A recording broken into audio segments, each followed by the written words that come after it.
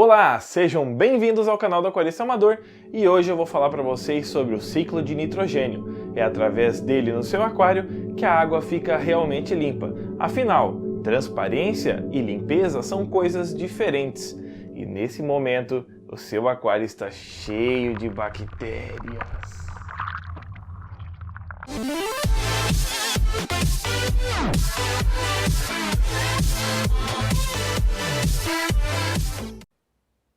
Eu gostaria de começar o vídeo me desculpando pela presunção do título desse vídeo, mas eu gostaria de esclarecer que antes de fazer esse vídeo eu pesquisei muito, e logicamente os vídeos do YouTube também são uma fonte boa de pesquisa, e acabei descobrindo que sobre esse tema os vídeos são de baixíssima qualidade. Eu pesquisei tanto em português como em inglês e pouquíssima coisa se salva. Então eu tentei fazer o vídeo mais completo possível para vocês, trazendo fontes de qualidade. Infelizmente, me parece que quem entende realmente do assunto não está fazendo vídeo para o YouTube, está publicando seu material de outras formas, através de blogs, através de fóruns, até mesmo de livros e revistas, é lógico, e também de estudos científicos, mas vídeo para o YouTube tem pouco. Então, deixe de ser preguiçoso, coloque seu celular de pé, deixe um like pra gente. Graças às novas políticas do YouTube de monetização, se você der um like, meu vídeo é melhor ranqueado e ele é melhor monetizado. Isso faz com que aumente também meu ganho e isso é muito bom, que eu posso comprar aí o meu HD externo que eu preciso, um tripé, porque depois eu vou mostrar no final do vídeo a gambiarra que tá para filmar isso daqui. E também, é lógico, eu vou precisar de um microfone melhor, que esse aqui não está dando conta, e se você fizer isso vai estar dando um grande favor. Aliás, 95% dos meus espectadores não são inscritos no canal. Então se você ainda não é inscrito no canal, vai lá, se inscreve. Toda terça-feira tem conteúdo de qualidade. Nessa terça-feira eu vou testar, vou colocar esse vídeo que vocês estão vendo um pouquinho mais tarde do que eu tinha planejado. Vou colocar lá pelas 10 da manhã para ver se melhora a visualização, já que vocês estão todos acordados, aí podem assistir na hora do almoço também. E chegando lá o aviso entre 10 e 11 da manhã, quem sabe estimula você a assistir esse vídeo. Beleza? Vamos para o conteúdo, que é isso que importa. Nesse primeiro momento, eu vou falar do ciclo de nitrogênio no aquário, mas não exatamente da ciclagem de um novo aquário. São coisas diferentes. E é muito importante que você assista até o final. Vou separar esse vídeo em duas partes, mas vocês vão entender o porquê. Entendendo a base, consequentemente, você será capaz de aplicar nos seus lagos, nos seus aquários, porque a base do ciclo de nitrogênio é o mesmo na natureza toda, inclusive nos rios. Nesse primeiro momento, eu vou falar para vocês da via aeróbia, que é a via que está presente no nosso aquário. Porém, em seguida, eu vou falar para vocês da via anaeróbia, que essa via é encontrada principalmente nos rios poluídos e também no tratamento de efluentes em empresas, através do esgoto doméstico também, e eu acho que é um conteúdo muito interessante para você conhecer. Tá? Então assiste até o final, vai lá, faz essa forcinha que eu te prometo que vai valer a pena. Se você pensa que o ser humano dominou o mundo porque está presente em todo o globo terrestre, você está enganado. As bactérias estão presentes desde as geleiras até os jatos dos vulcões mais quentes no fundo do oceano. As bactérias podem ser encontradas sozinhas ou em colônias. Elas também podem ser aeróbias, aquelas que respiram, anaeróbias, aquelas que não precisam de oxigênio, e aquelas anaeróbias facultativas, as que toleram a falta de oxigênio.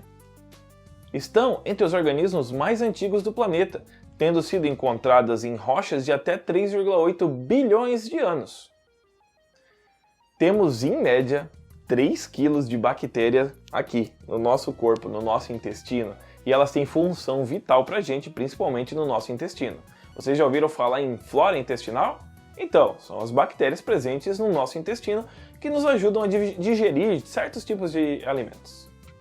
As bactérias estão entre os seres vivos mais bem-sucedidos do planeta quando falamos de quantidade. Para você ter uma ideia, olha que maluco, você tem mais bactérias no seu intestino do que células no seu corpo inteiro. Todos os dias você consome alimentos que são produzidos com a ajuda de bactérias. Quer ver um exemplo? Queijos, iogurte, vinhos, picles, azeitona, diversos, chucrute, se você gosta, lógico, diversos alimentos, diversos pão, vinho, cerveja são produzidos com a ajuda de bactérias. Eu acho que a mais comum no nosso dia a dia é a Saccharomyces cerevisiae. É aquela bactéria do fermento biológico, que você pode usar para fazer pão, para fazer cerveja, para fazer vinho. Elas são uma levedura, é algo que está entre bactérias e fungos. Mas elas normalmente são de cepas diferentes, que são cepas, são famílias que foram cultivadas ao longo dos anos. Tá? Então não é a mesma bactéria, no entanto de cepas diferentes. Eu entendo essa repulsa inicial. Você principalmente deve estar lembrando das bactérias patógenas, que são aquelas bactérias que infelizmente causam doenças para a gente e para outros animais, inclusive para os nossos peixes, e elas estão sim presentes no nosso aquário. Por isso que você precisa de uma boa filtragem para garantir uma água de qualidade e seu peixe tenha um bom sistema imunológico e possa se defender dessas bactérias.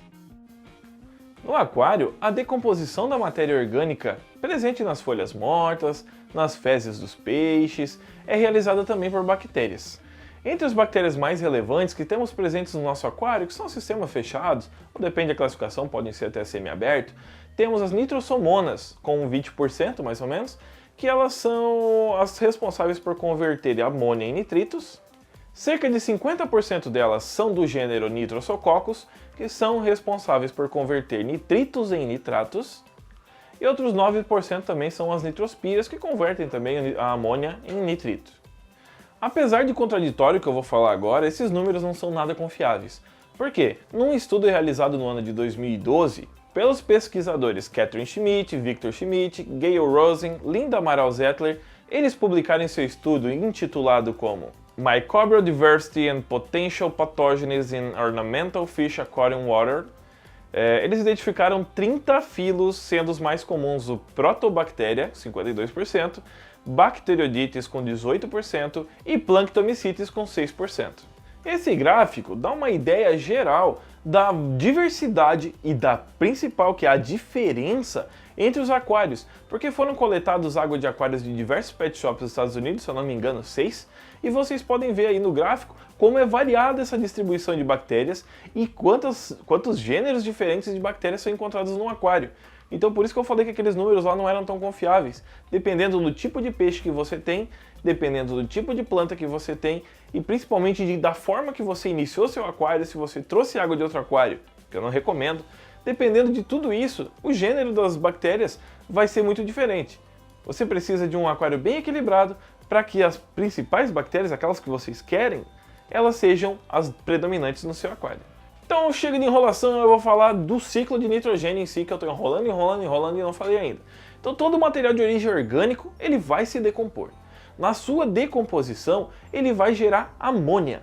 A amônia, ela é extremamente tóxica para os nossos peixes de aquário, todos os peixes em geral. O acúmulo dessa substância no aquário leva a maioria dos peixes à morte por envenenamento ou asfixia. Na natureza existem bactérias chamadas de nitrosomonas, que são as responsáveis por converter a amônia em ácido nitroso. Mas vocês vão ouvir muito mais o nome nitrito, mas é a mesma coisa. Através da energia gerada nessa conversão, ela vai sobreviver. Elas usam essa energia. E os nitritos gerados também são muito prejudiciais aos peixes. Felizmente, outro grupo de bactérias chamadas Nitrobacter, que também são bactérias aeróbias, vão converter esse nitrito em nitrato. Aí sim, uma substância muito mais tolerável pelos peixes, mas que também não pode chegar a grandes concentrações, senão elas podem envenená-los ou até matá-los por asfixia. Mas isso a gente resolve com uma troca parcial de água, quando o acúmulo dela for maior. Daí a importância das plantas nos nossos sistemas fechados, porque as plantas elas consomem nitratos. E isso vai ser muito bom para o seu sistema, porque o nitrato é prejudicial aos peixes, mas as plantas não, e elas vão consumir deixando a sua água livre de nitratos. Agora eu acho que eu vou dar uma informação nova para muitos de vocês. Aonde estão essas bactérias? Você vai me responder no filtro. Exato, no filtro. As concentrações dessas bactérias no vidro do aquário, na superfície de planta e também lá no seu substrato é mínima, é irrelevante. Elas também não estão suspensas na água. Muita gente acha que trocando a água do aquário você está prejudicando a biologia do aquário. Primeiro que essa biologia é algo muito amplo. Quando a gente está falando de bactérias, a gente está falando de bactérias filtrantes. tá? Tem muito mais coisa presente na nossa água. E o que a gente precisa preservar são as bactérias presentes no nosso filtro biológico. O resto não é tão importante assim, porque nós temos um sistema fechado.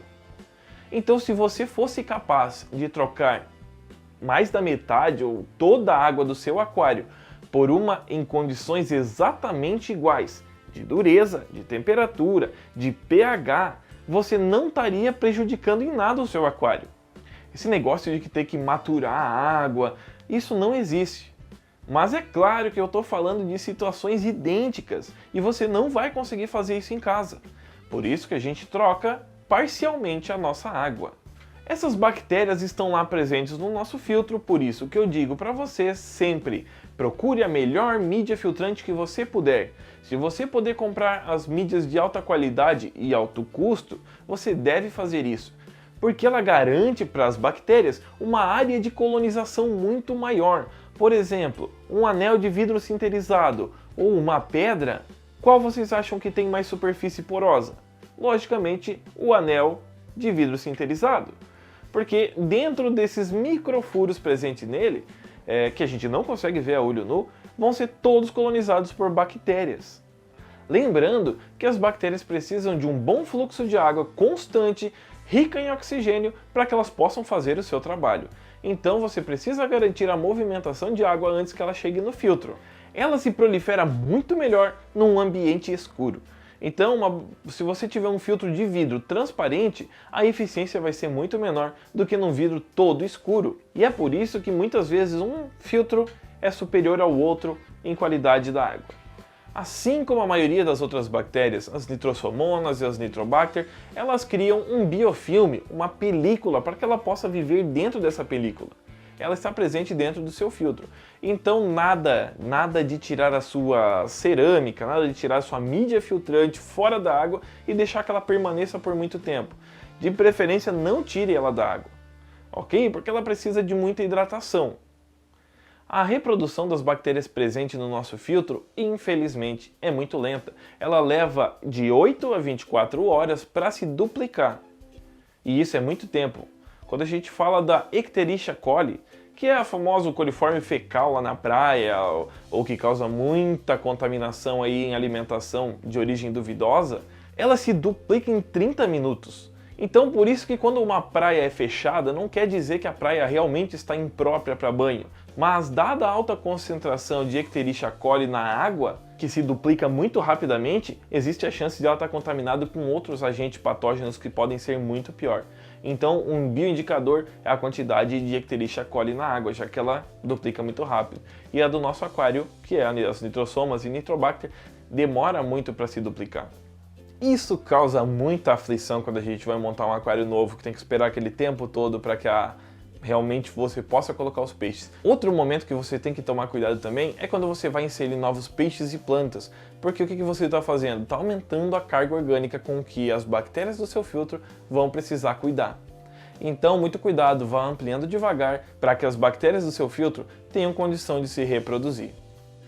Então o vídeo não acabou ainda, mas a parte de aquário principal já foi. Mas eu quero falar para vocês também das bactérias anaeróbias. Fica aí, acompanha, vai ser bacana, vai ser divertida. A degradação da matéria orgânica por via anaeróbia, ela acaba liberando gás. E esse gás é responsável pelo mau cheiro que a gente sente quando a gente passa num rio. Mas quando bem aproveitado, ele tem muita utilidade. Mesmo na cidade, propriedades rurais, em grandes empresas, esse gás pode ser canalizado e ele pode ser aproveitado para a produção de energia ou até mesmo como gás de cozinha. Quando o sistema é bem feito, está bem regulado, ele não libera cheiro. Isso vai poupar muito dinheiro das empresas e das residências e das propriedades rurais. Mas talvez você esteja me perguntando, Rafael, a queima do gás metano não resulta em dióxido de carbono, que é um gás do efeito estufa? Sim, mas o metano livre seria muito pior.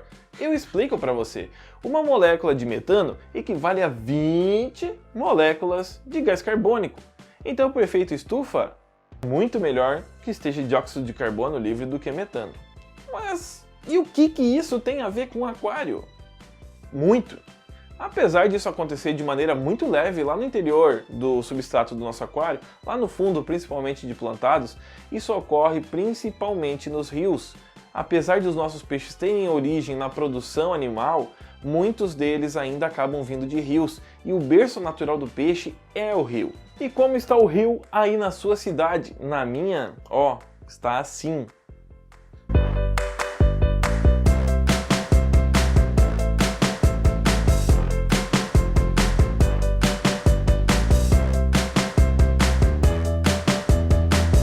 Esse é o rio Cachoeira aqui na minha região. E infelizmente, quando ele chega no estado tão alto de degradação como esse, o oxigênio praticamente não é mais presente na água. E a partir daí assumem as bactérias anaeróbias, que elas são responsáveis por desnitrificar um pouco dessa água. O mau cheiro que a gente sente nessa fase aí é o rio tentando se limpar, é a autodepuração. Para entender um pouquinho melhor, eu vou deixar essa imagem aqui do lado enquanto a gente vai falando. A autodepuração é o processo pelo qual o rio passa para tentar se limpar, para tentar voltar a ser oxigenado. Então aqui no começo nós vemos a água normal, a água limpa, e aqui tem todos os peixes que teriam no ambiente normal. Então, a partir do momento que começa a liberar lixo, a liberar esgoto nesse rio, ele começa a ficar mais poluído, e vocês podem ver que o nível de oxigênio cai e o nível de carga biológica vai aumentando muito rápido. E isso acontece porque, aumentando a quantidade de carga orgânica, as bactérias vão se reproduzir, as bactérias se reproduzem, elas precisam de mais oxigênio, e o oxigênio, ó, vai lá para baixo.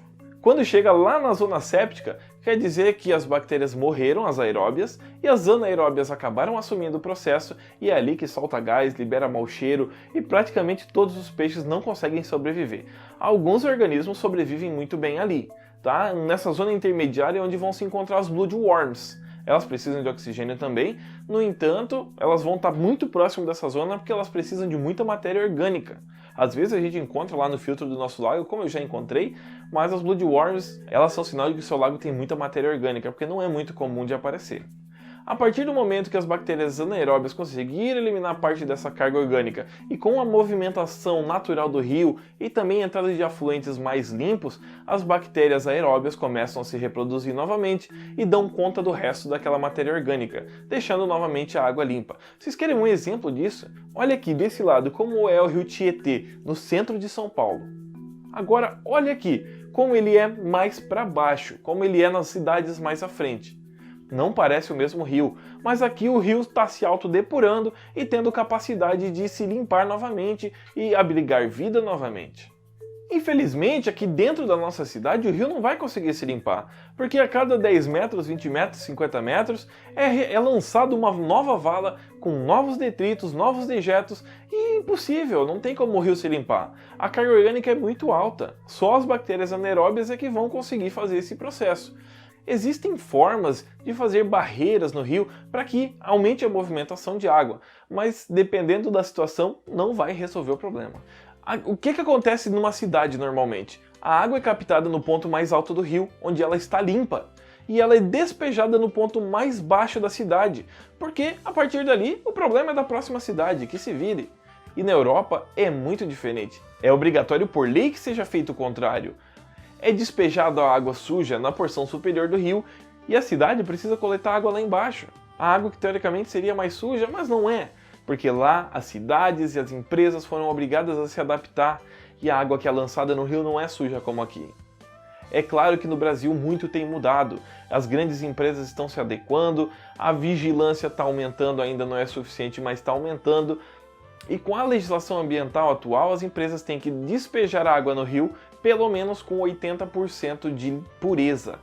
Acontece que muitas empresas chegam fácil aí a 90, 95% de pureza no seu sistema. E o que acontece? Você vai desperdiçar uma água com 90% de pureza? Não, porque no rio a água não está tão limpa assim. Porque você vai precisar tirar muita matéria em suspensão. Isso é caro, isso tem custo. Então as empresas estão reutilizando a água. Isso é uma sacada muito boa, economiza custos e também favorece muito o meio ambiente e a biodiversidade local. Tomara que logo a gente consiga chegar num nível tão alto e que as cidades também comecem a seguir a lei ambiental. Aqui na minha cidade a gente tem várias iniciativas de tratamento da água, nós estamos melhorando, mas ainda não somos ideal, e não existe rio sem jeito. tudo existe um jeito. As empresas e as cidades elas têm que se adaptar. Por exemplo, aqui no bairro próximo à minha casa, no Profipo, tem uma estação de tratamento de água que não tem cheiro nenhum, porque lá usa movimentação e aeração forçada, as bactérias que estão agindo lá são as bactérias aeróbias e a água é limpa sem soltar cheiro. Lá na outra ponta da cidade, no Estevão de Matos, infelizmente a população sofre, porque lá é feito por tanque de decantação. No tanque de decantação, quem limpa a água são as bactérias anaeróbias. Nos primeiros tanques, eles são muito fétidos, o cheiro é insuportável, mas lá nos últimos já existe vida, já existem pássaros, já existem siris, porque é próximo do mar, pequenos crustáceos, e a gente vê que realmente tudo tem jeito, precisa de investimento. Me desculpem pelo desabafo, mas eu acho que vocês também devem ter isso aí dentro de vocês, porque não dá para aguentar mais a situação que a gente vê, os nossos rios sendo poluídos.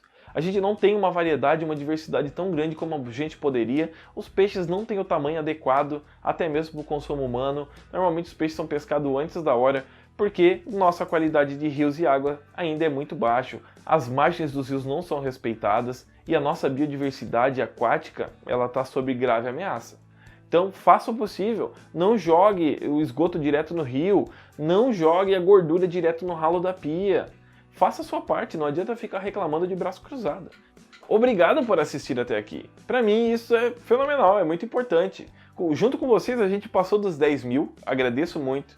Eu vou fazer um vídeo especial aí mais pro final do ano, porque quando eu fiz a promessa para vocês, eu achei que isso não ia acontecer tão cedo. Achei que isso ia acontecer só no final do ano, quando eu vou ter mais tempo de produzir também. Deixa seu like, se inscreve no canal, eu tô cheio de coisa para fazer, trabalho da faculdade, e talvez até por isso que semana que vem vai ter um vídeo mais simples, mas também bom. E fica acompanhando todo o nosso vídeo, clica, dá uma visualização aí pra gente, é muito importante. E obrigado por fazer parte, obrigado por assistir até aqui. Realmente é pra vocês que eu faço esse conteúdo, não é pra mim. Porque eu já sei de tudo isso quando eu vou pesquisar, mas eu não vejo ninguém fazendo esse conteúdo. E eu quero que vocês parem de cometer erros, assim como eu cometi lá no começo, assim como eu vejo gente cometer, assim como tem vendedores instruindo a fazer coisa errada. Tem muito vendedor aí que te vende tudo e diz que você pode começar no mesmo dia a montar um aquário e botar peixe. E isso não é verdade, vocês sabem muito bem. Claro que quando eu for falar sobre a ciclagem do aquário, eu não vou deixar vocês na mão. Eu vou falar sobre os aceleradores biológicos. Eles são excelentes alternativas para que você possa iniciar um aquário logo. Os aceleradores biológicos, eles agem por bioaumentação. Eles vão te dar uma biologia já formada, você vai pular etapas, eles vão se colonizar muito mais rápido. E eles são muito seguros de utilizar. Não tenham medo. Eu sonho ainda com o dia que a gente vai ter à disposição organismos geneticamente modificados que serão mais eficientes e vão precisar de menos espaço para dar conta do nosso aquário e serão mais seguros. É claro que isso depende de muita engenharia ambiental, porque bactérias é um troço meio complicado de mexer, porque a bactéria você não consegue conter 100%. Mas eu tenho certeza que isso vai acontecer em algum momento, só que isso tem que ser economicamente viável. Obrigado por assistir até aqui e semana que vem tem mais.